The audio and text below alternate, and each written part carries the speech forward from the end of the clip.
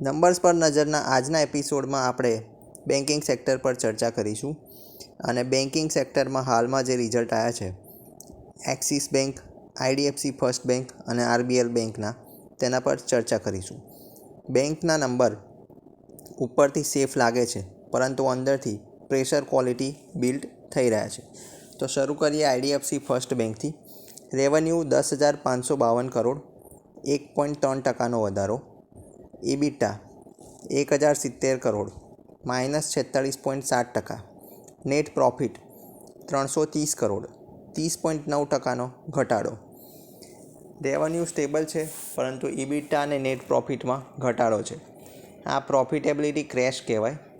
Cost pressure અને provision પર સ્પષ્ટ રીતે પ્રેશર આપણને જોવા મળ્યું. વાત કરીએ આરબીએલ બેંકની. આરબીએલ બેંકની સ્ટોરી અલગ છે. રેવન્યુ 3,720 કરોડ, 1.5%નો વધારો. Net profit 230 crore. આ પહેલાં જે હતું એ માત્ર 68 કરોડ હતું, 3.3%નો વધારો. ઇન્ટરેસ્ટ ઇન્કમ 1,671 કરોડ, 17%નો વધારો. ઓપરેટિંગ પ્રોફિટ 955 કરોડ, 11%નો વધારો. ગ્રોસ એનપીએ 1.45, આ પહેલાં 1.88 પર હતું. તો નંબર્સ ઘણા સારા કહી શકાય.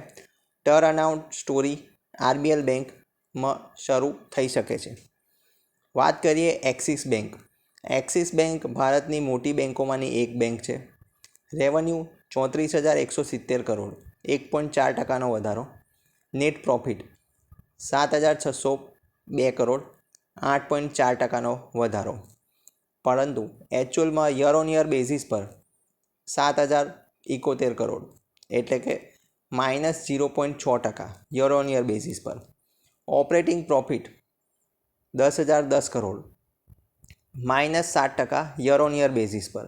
નિમ્સ એટલે કે નેટ ઇન્ટરેસ્ટ માર્જિન 3.62%, પહેલાં હતું 3.97, એટલે કે 49 પોઈન્ટનો ડ્રોપ થયો છે, જે ખરાબ કહી શકાય.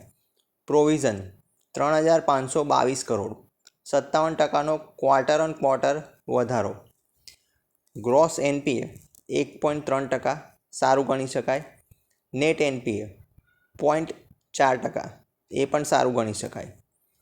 લોન 12.34 ટ્રિલિયન, 6.4%નો ગ્રોથ આ ક્વાર્ટરમાં.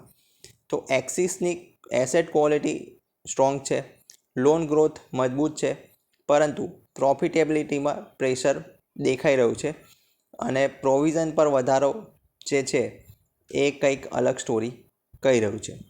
તો કુલ મિલાવીને આપણે કહીએ તો બેન્કિંગ સેક્ટરમાં જ્યારે પ્રોફિટ વધતા હોય ત્યારે સેક્ટર મજબૂત ના કહી શકાય. જ્યારે રિસ્ક કંટ્રોલમાં હોય ત્યારે બેન્કિંગ સેક્ટર કંટ્રોલમાં હોય તેવું ગણી શકાય. બીજા માત્ર નંબર્સ જુએ છે, આપણે રિસ્ક, માર્જિન અને સસ્ટેનેબિલિટી તમામ વસ્તુઓ જોતા હોઈએ છીએ. તો આ હતું આપણું આજનું ડિસ્કશન. વધુ માહિતી માટે પેજ પર બન્યા રહો. જય હિન્દ, વંદે માતરમ.